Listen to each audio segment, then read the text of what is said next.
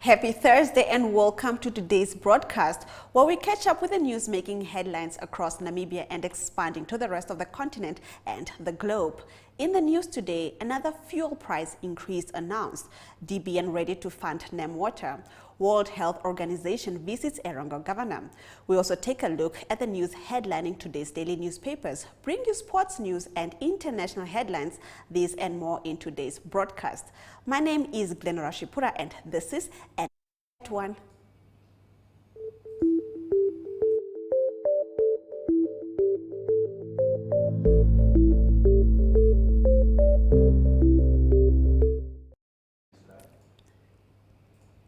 In today's midday news update, Mines Deputy Minister Cornelia Shilunga this morning announced that fuel prices are set to increase again due to the unrest in Eastern Europe.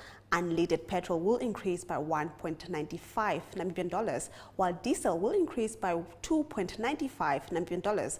Petrol will now retail for 19.10 Namibian dollars per litre countrywide and for 20.33 Namibian dollars in Walvis Bay.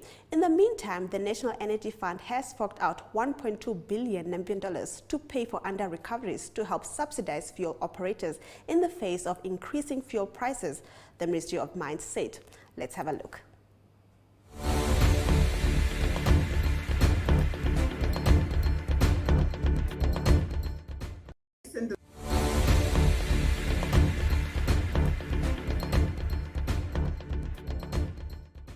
Recent review, therefore, shows huge under-recoveries recorded during the trading cycle under review.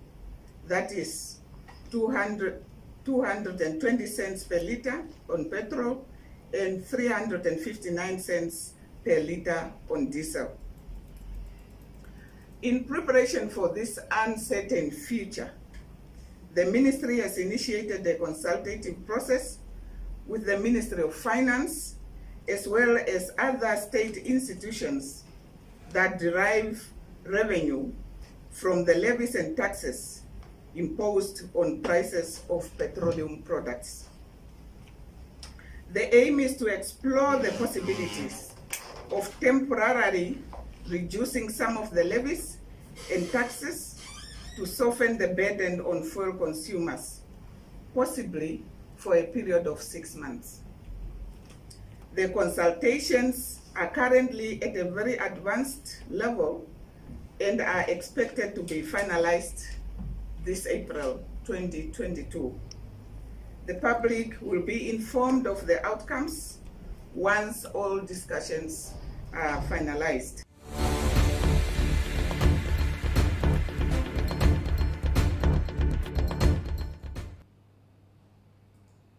The Development Bank of Namibia says it is ready to fund NamWater and NamPower through its strategic projects. More on this right after the break.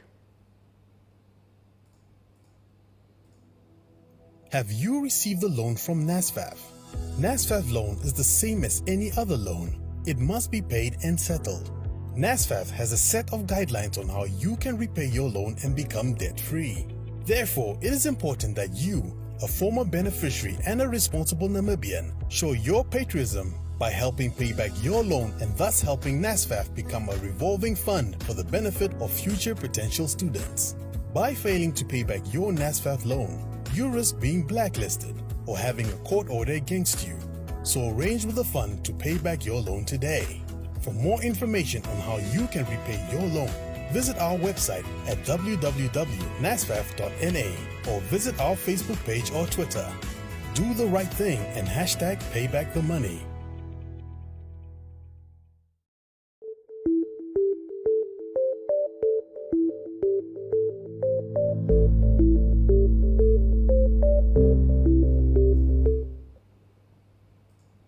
Welcome back. Let's get into our visual news. Now, the Development Bank of Namibia says it is ready to fund NamWater and NamPower strategic projects after availing 2.6 billion Namibian dollars to rail operator TransNamib. Its representative, Davis Pele, said.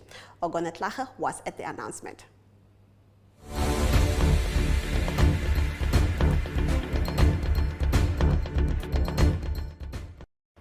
That the government took to make Namib a catalytic hub to the development of the region is a right decision.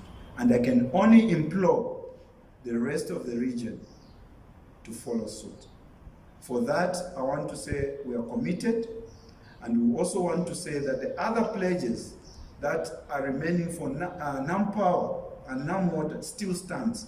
The ball is in the court of NamWater and NamPower to do what Namib did, because DBN and DBSA are ready and will continue to be partners of Namibia. I thank you.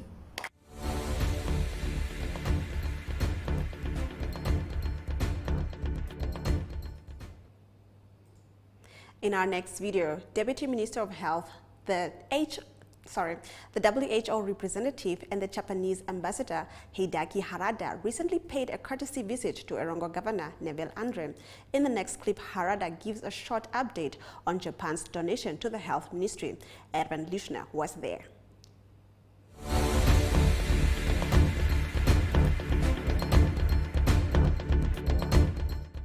The government of Japan granted a total of $270,000 in March 2021 last year through WHO, our trusted partner, to support the Ministry of Health and Social Services to improve and increase the uptake of reproductive, maternal, newborn, and child health services to mitigate the impact of COVID-19 pandemic on essential services.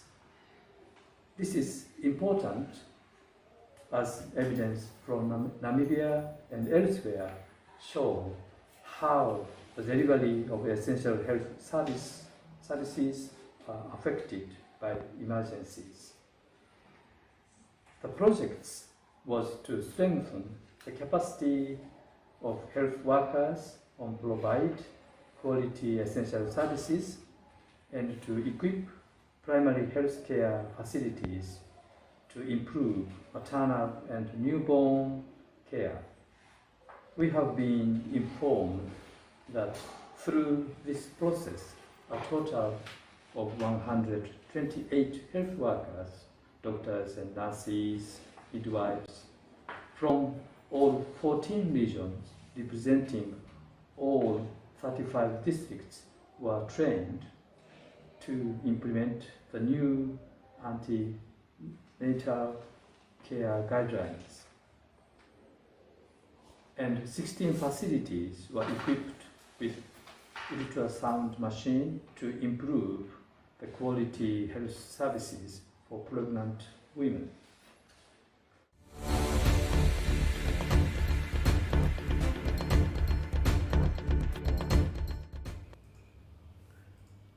Kelsey Predachar, the founder and director of the Pangolin Conservation and Research Foundation, PCRF, shares with Claudia Reiter more about the mammal and some facts about the current poaching situation in Namibia. Let's have a look.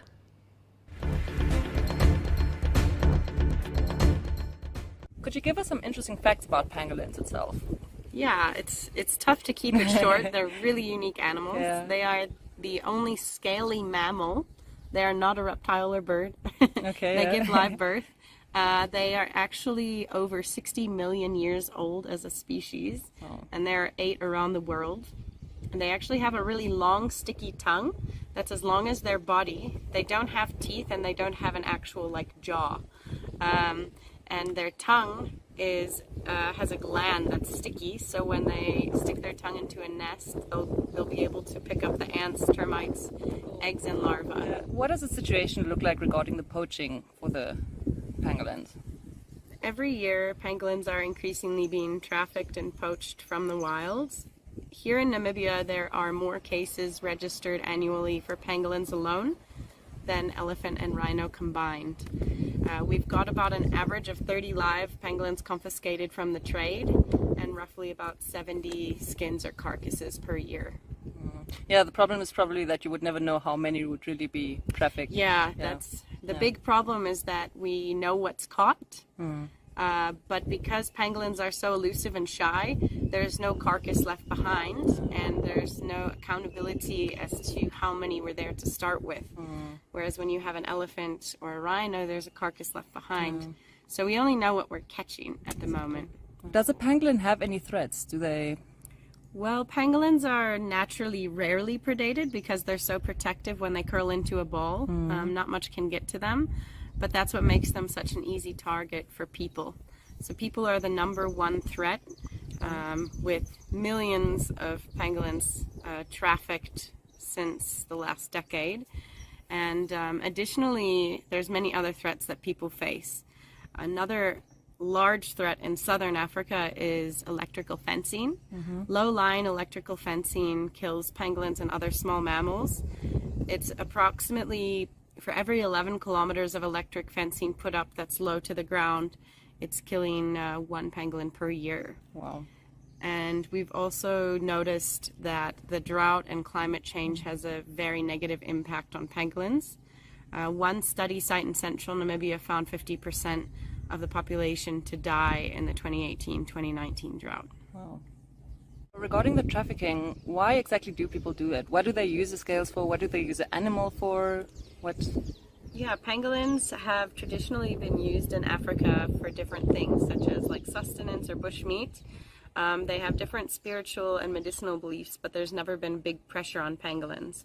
As I mentioned, there are Asian species, and these Asian species have been poached nearly to extinction for use in traditional Chinese medicine, as well as they're eaten as a delicacy.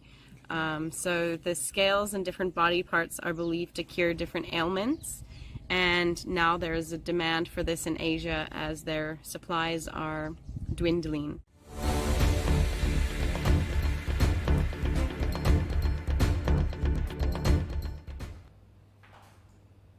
When we return, we'll be taking a sneak peek inside Namibia's daily print publications. But first, a quick ad break.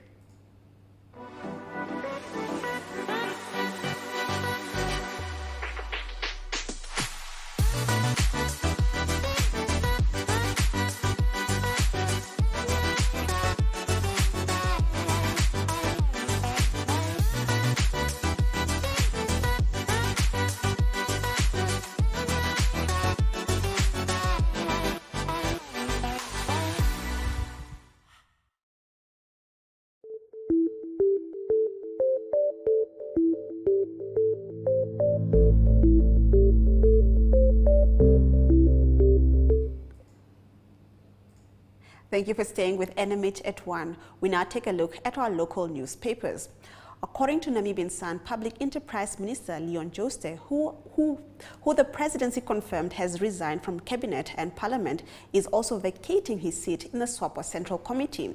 Now, the Central Committee is SWAPO's highest decision-making body between congresses and serves as a platform for key events in the party, such as nominating its presidential candidates. Jooste said he will remain an active ordinary member of the ruling party. Namibian Sun also reports that forex traders Michael Amushelelo, who joined the Namibia Economic Freedom Fighters yesterday, said they will go after ill-gotten gains stashed away in Swiss bank accounts belonging to SWAPO elites in the coming months. He joined the party with Gregory Klute, his co-accused in a tax evasion and fraud case. According to the Republican, a sweet aftertaste awaits consumers with a sweet tooth when they load sugar into their shopping trolley after 7th of April. The price of white sugar will rise by 20% next Thursday. Ian Collett, chairman of the Namibian Agricultural Trade Forum, says in a statement that a rise in the price of white sugar is inevitable as sugar packers in the country find it extremely difficult to obtain sufficient quantities from suppliers within the Southern African customs. According to the Republican, while it is still unclear when the formal bail application of Marietta Velem, who allegedly killed an intruder at her farm, will be heard in the Grootfontein Magistrates Court, more and more support is being garnered for her on social media. In a significant development, South African activist against farm attacks, William Petzer, established a legal aid fund for which contributions are requested. According to Allgemeine Zeitung, NamPort says no immediate negative impact on imports is expected in light of the war in Ukraine, adding that there is no need to panic at this time. The company announced this in its latest newsletter, Quayside Bulletin. In it, NamPort looks at how the war in Ukraine is affecting the Port Authority and concludes that there may be a risk with a long-term serious consequences. The Allgemeine Zeitung also reports that Environment, Forestry and Tourism Minister Pohamba Shifeta yesterday expressed his delight at launching the 3 Decades of Conservation campaign. The 30-year environmental conservation campaign aims to celebrate Namibia's achievements in conserving its natural resources since gaining independence 32 years ago. We'll continue for more news from our local newspapers right after the break.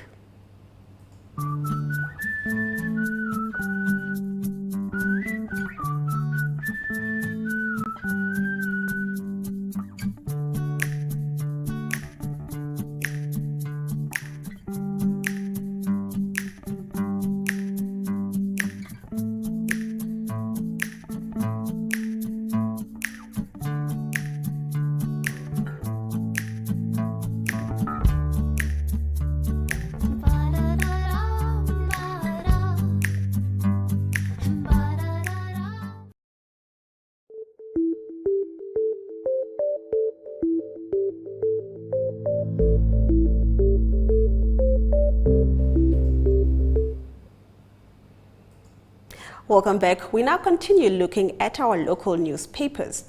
The Namibian reports that former Defense Minister Charles Namola expects SWAPO's tradition of elevating vice presidents at this year's Congress, a prediction that is seen as a direct endorsement of Deputy Prime Minister Netobonanti Ndaitwa for the ruling party's leadership. According to the Namibian, the Popular Democratic Party, PDM, has written to South African President Cyril Ramaphosa to ask for the declassification of files which dealt with the death of the late Chief Clemens Kapua. Declassification is the process of halting a protective classification, often on the basis of freedom of information. New Era reports that outgoing Public Enterprise Minister Leon Jooste, whose resignation from cabinet was announced yesterday, has issued a warning about the state of affairs at the country's top beef company, Midco, saying it is in huge trouble. He was, however, quick to rule out any possibility of liquidating the company.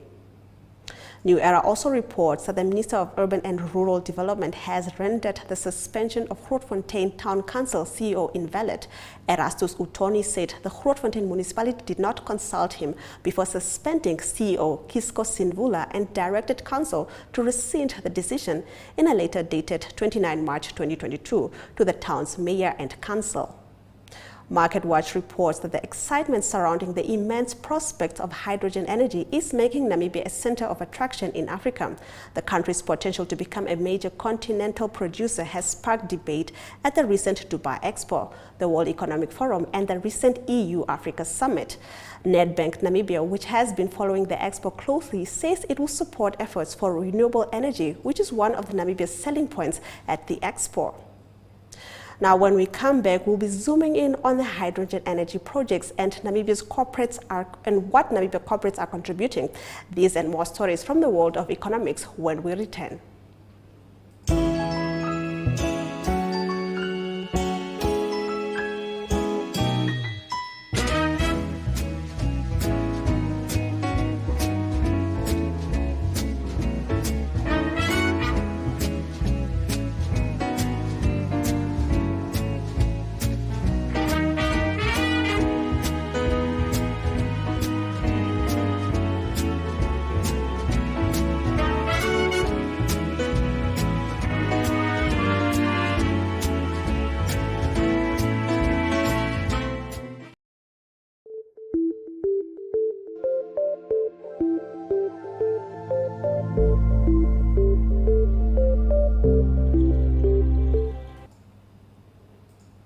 Let's take a look at our economic news.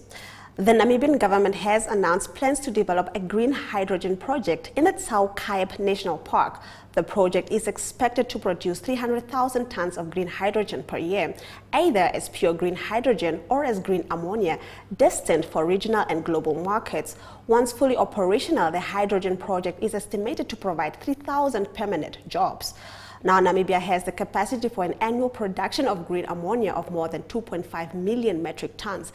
Namibia, Egypt, Morocco, and South Africa are some of the African countries already pursuing hydrogen energy development, and the recent Dubai Expo, the World Economic Forum, and the recent EU-Africa Summit have sparked conversations about Namibia's potential to become a major continental producer. Now, in our next story, official statistics indicate that over 400,000 Namibians are currently living in more than 140,000 shacks across Namibia's 113 informal settlements.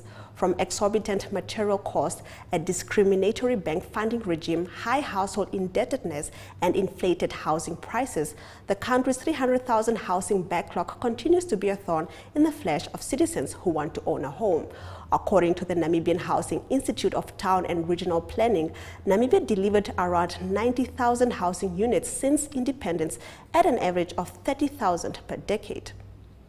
Now let's have a look at our economic indicators.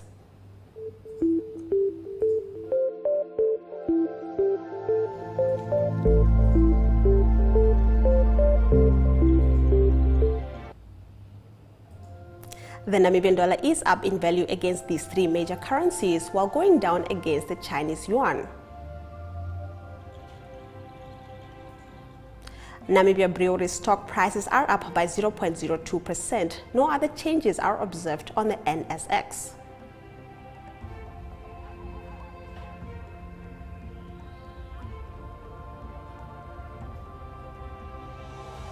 Stock prices for these companies remain the same, while the local and overall index have increased.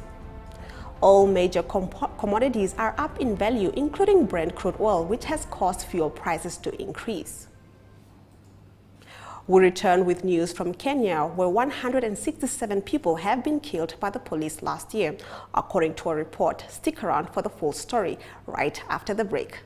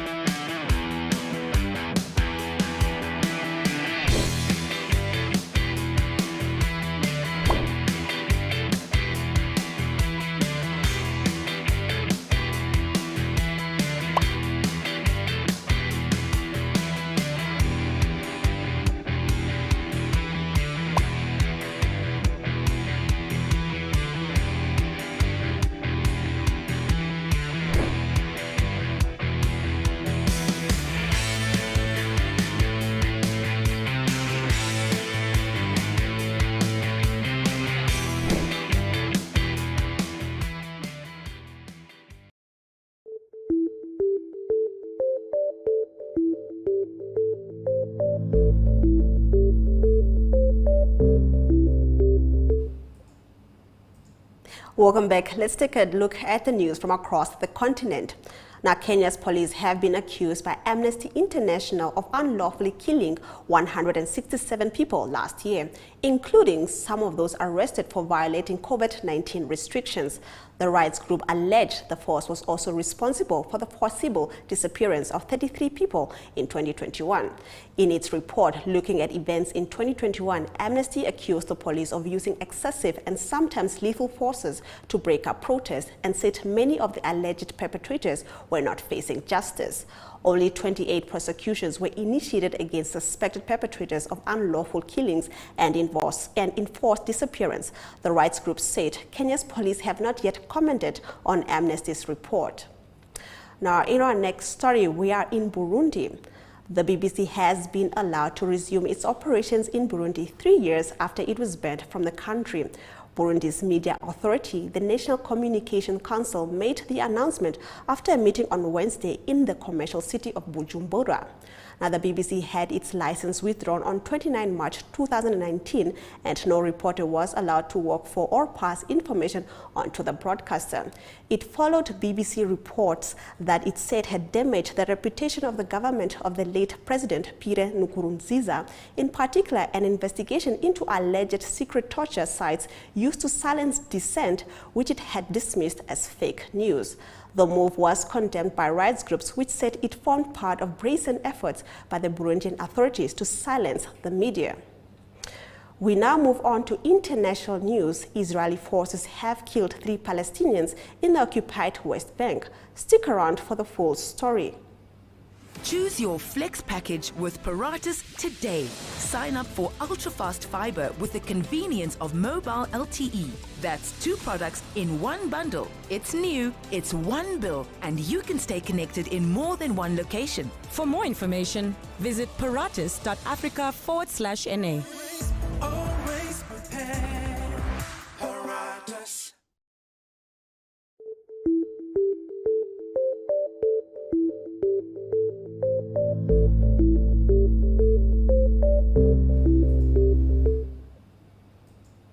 Thank you for staying with NMH at 1. We now take a look at our international news stories. Israeli forces have killed 3 Palestinians in the occupied West Bank, including one suspected of carrying out a stabbing attack. A minor and a 23-year-old were shot dead during an Israeli army raid on Jenin on Thursday, the Palestinian Health Ministry said. Separately, the Israeli army shot and killed a Palestinian man who carried out a knife attack near the illegal settlement of Gush Etzonion, south of Bethlehem City, wounding 4 Israelis early on Thursday. In Jenin, 15 other Palestinians were wounded by live ammunition during the army raid, local media reports said, with at least 3 in a critical condition. Now, the Palestinian Health Ministry said the army fired tear gas near the Jenin Public Hospital, which seeped into the emergency department and disrupted its operations. In our next story, a court in Bangladesh has sentenced 4 people to death for killing a blogger and science writer critical of hardline religious thoughts 7 years ago. Ananta Bijoy Das, known for his critical writings on religions, was attacked by masked men with machetes near his home in the northeastern city of Salhit on May 12, 2015. His murder happened only 3 months after US-based Bangladeshi blogger was killed in a similar fashion by a machete-wielding assailant in the capital Dhaka. Between 2013 and 2016, Bangladesh saw a series of deadly attacks on bloggers, secular activists, and religious minorities claimed by armed groups linked to ISIS or Al-Qaeda. While delivering the verdict on Wednesday, Judge Narul Amin Biblop of the Salhit Anti-Terrorism Tribunal told a packed courtroom that if these accused are not given exemplary punishment, people of other terrorist extreme ideologies will be encouraged to commit such killings. A 5th accused was acquitted for lack of evidence against him. However, Farabi is already serving a life sentence for Roy's murder. We now move over to sports news. Namibia's FIFA Council gets another normalization committee. More on this when we return.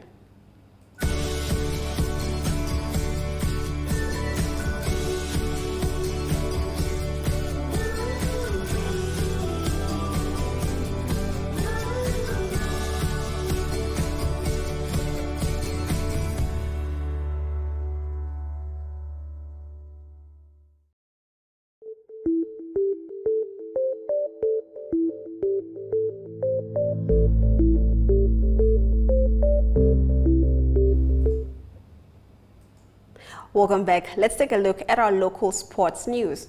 Owing to divisions within the Namibia Football Association, the FIFA Council has announced another normalization committee comprised of the following members: Bisei Uirap, Chairman; Afrash Kiming Chase, Deputy Chairwoman; Willie Martins; Esmeralda Kashairwa; Dina Shatutula. The committee will be tasked to run the affairs of the association effective from 30th of March 2022 to 30th April 2023. The normalization committee will also act as an electorate for new leadership, and none of its members are allowed to stand for these elections. Now, in our next story, Berthold Karumendu is optimistic that his protege, David Dam, will take the National Athletics Championship by storm, given the form he is in at the moment, as Namibia's top athletes take on each other for top places at the Independence Stadium this weekend. Dam, who is based in Omaruru, has said to be in the form of his life, given that he has been dominating the track at the recent competitions. Now, the athlete hailing from the marginalized San community is unbeaten in the 800 meters and the 1,005 meters events.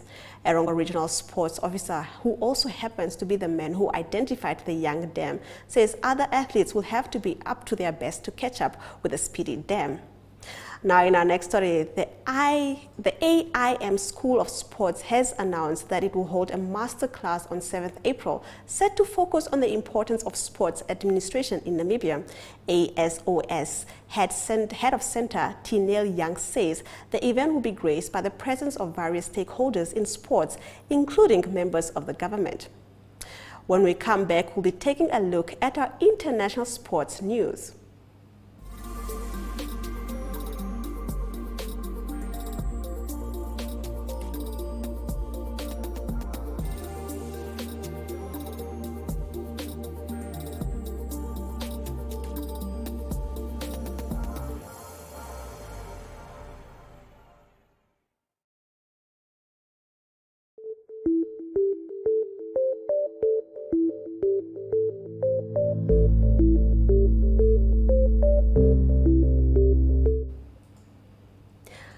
Welcome back. Let's take a look at our international sports stories.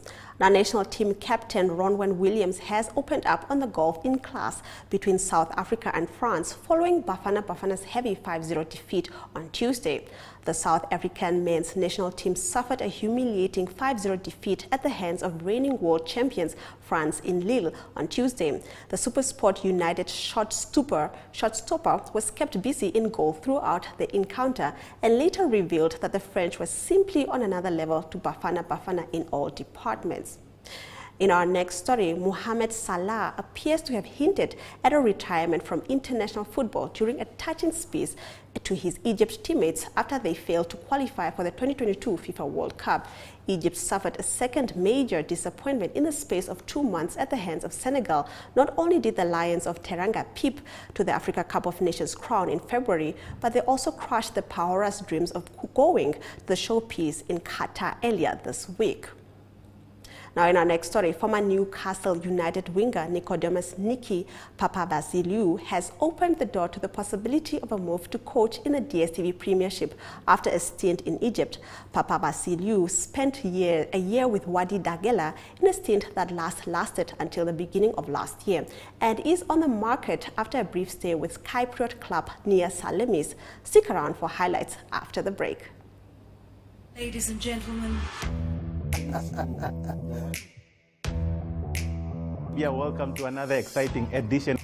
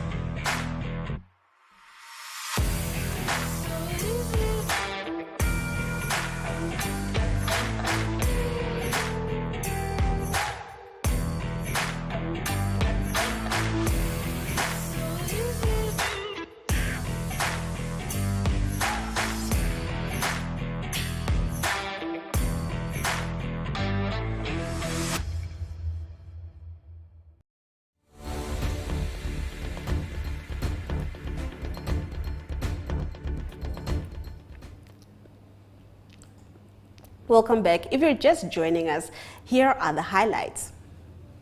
Mines Deputy Minister Cornelia Shilunga this morning announced that fuel prices are set to increase again due to the unrest in Eastern Europe. Unleaded petrol will increase by $1.95 Namibian dollars, while diesel will increase by $2.95 Namibian dollars. Petrol will now retail for $19.10 per liter countrywide and for $20.33 in Walvis Bay. Kenya's police have been accused by Amnesty International of unlawfully killing 167 people last year, including some of those arrested for violating COVID-19 restrictions. Owing to divisions within the Namibia's Football Association, the FIFA Council has announced another normalization committee. National team captain Ronwen Williams has opened up on the golf-in class between South Africa and France following Bafana Bafana's heavy 5-0 defeat on Tuesday. Those have been your highlights. Thank you for staying with NMH at 1 and spending your lunch hour with me, Glenora Shipura. Remember to tune in tomorrow at 1 p.m. as we take you through the latest happenings in Namibia and beyond. But until then, here is a compilation of news from across the regions in Namibia.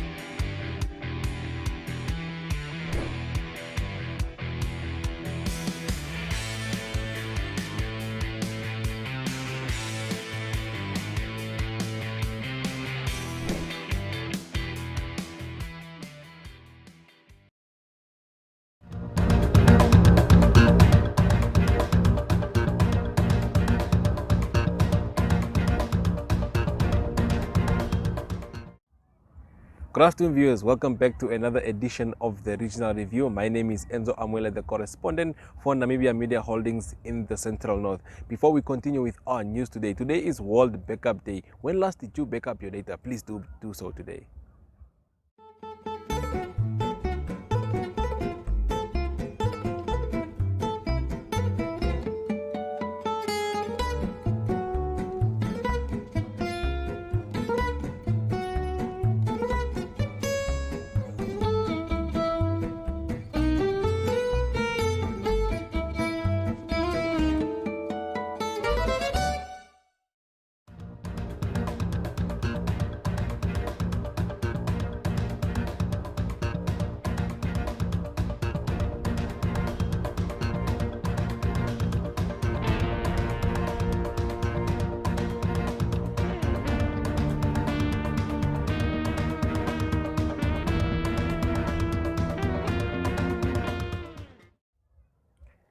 Well, viewers, first up in our news, a group consisting of mostly women in Ocho held a demonstration on the 24th of March 2022. This is after the brutal murder of Daffy Hannes, whose body was delivered by her boyfriend in a wheelbarrow to the mother's house. The group demonstrated against the release of the culprit, who is Pete Kamusep, and they also urged the police officers to be very present in the informal settlements in Ocho as crime is on the rise.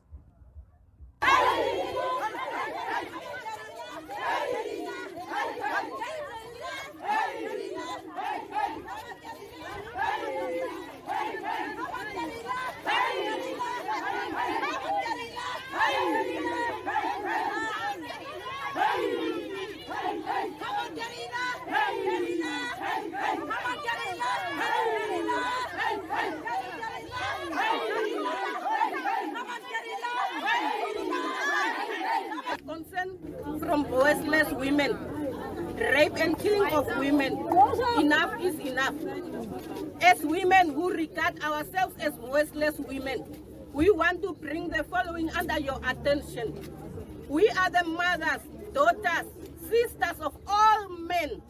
This statement must be well understood by some men who might regard themselves as being born by something else rather than women, who show disrespect, mannerlessness, and rudeness to their mothers and go around killing women, their mothers, ruthlessly, cruelly, heartlessly, brutally, mercilessly. The following are the concerns which have reached an unacceptable level in the society of Ocho. Women and our beloved daughters are being raped and killed by some merciless men within our society. Men who seem not to have ears to listen to these songs which are being sung almost every day in the community, social media, radios, etc. We experience on a daily basis stealing, housebreaking, use of drugs, alcohol abuse, which lead to criminal activities. We cannot assist each other when this happens because it's stuck in our location. Help and needed support to women is not visible, even from the police, and we feel abandoned. Which is the reason why women are killed like dogs. We don't receive the support that we need to get in our free country, Namibia. As women, we cannot stay freely and move around freely in our free beloved Namibia.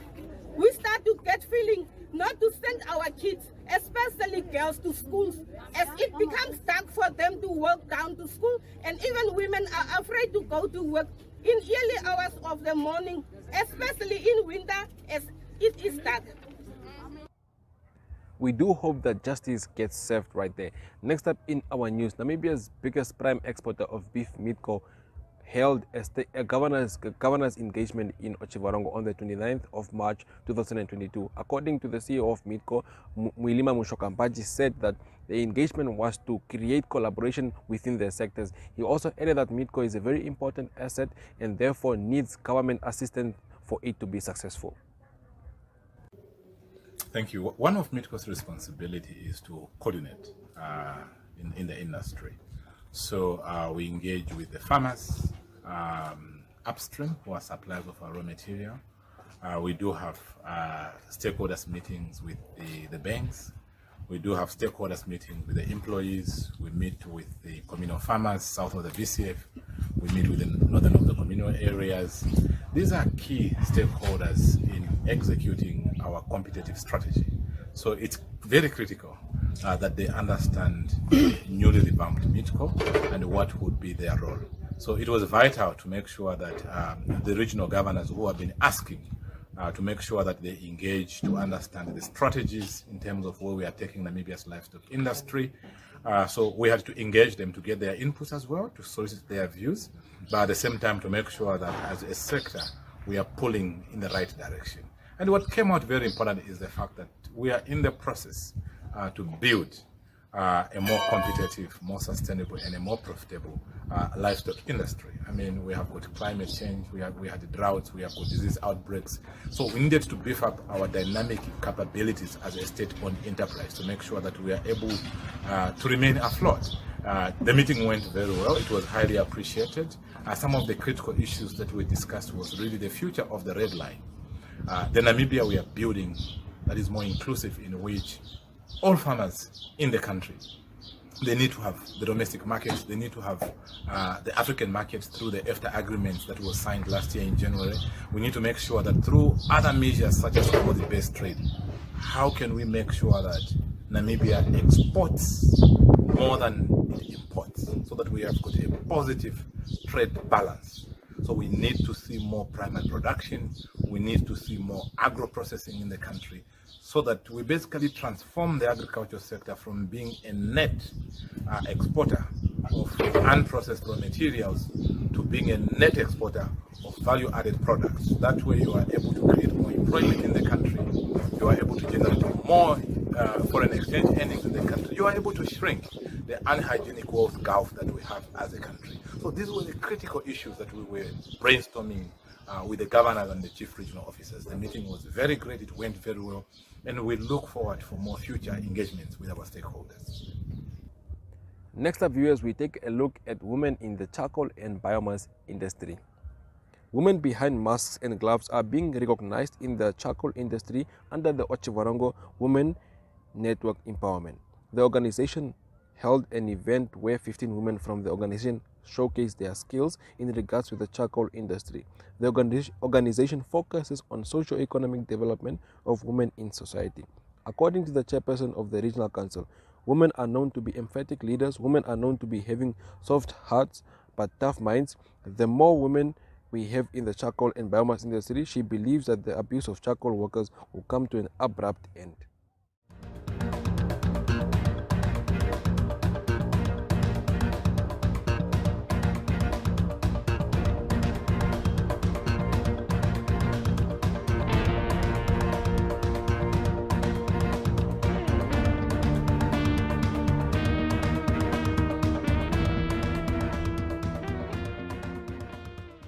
That brings us to the end of our news segment here today. Now we head over to an interview with Jaco Muller, who is the founder of the Rhino Mama project in Ocho. Stay tuned. Good day, everyone. My name is Jaco Muller.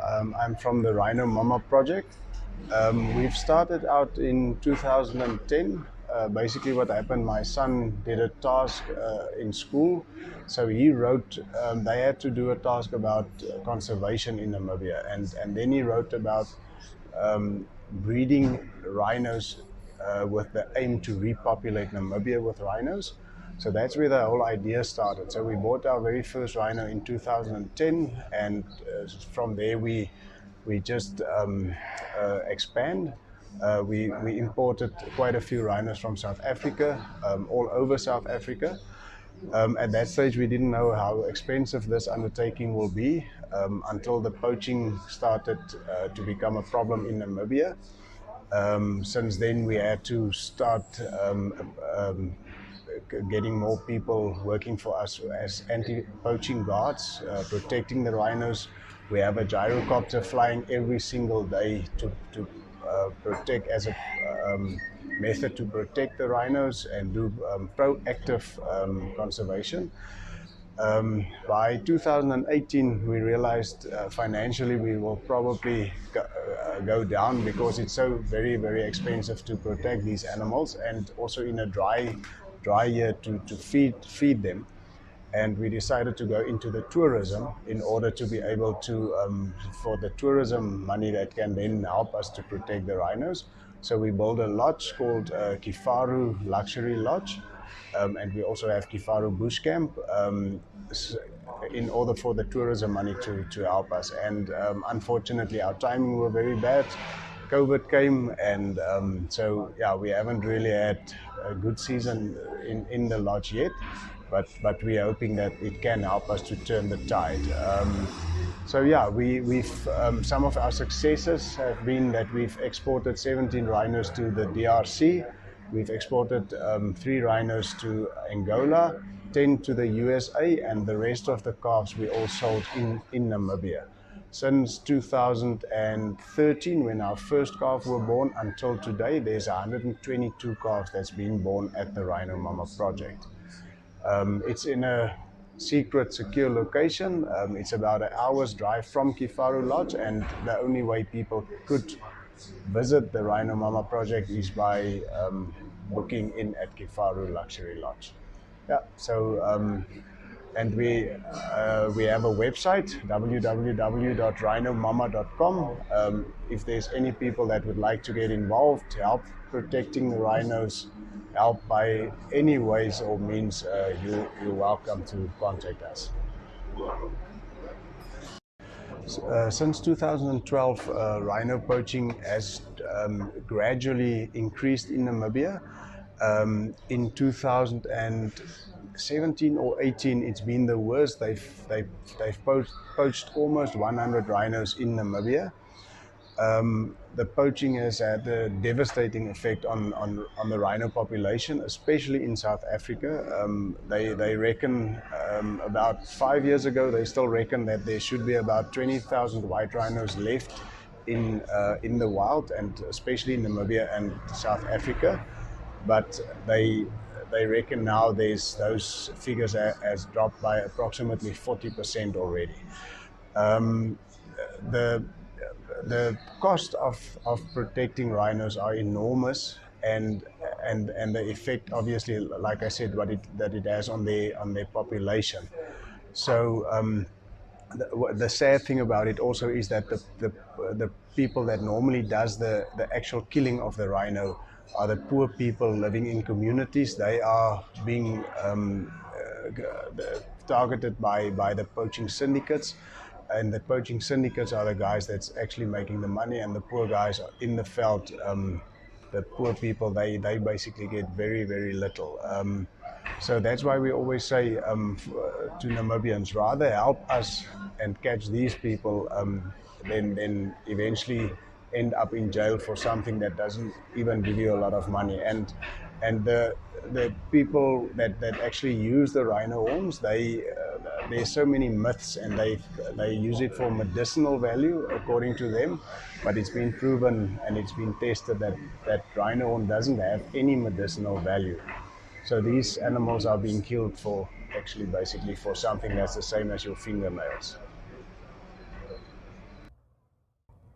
Well, it is indeed a great initiative right there from the heart, and now it's saving a number of rhinos. Next up, viewers, we take a look at our weather report.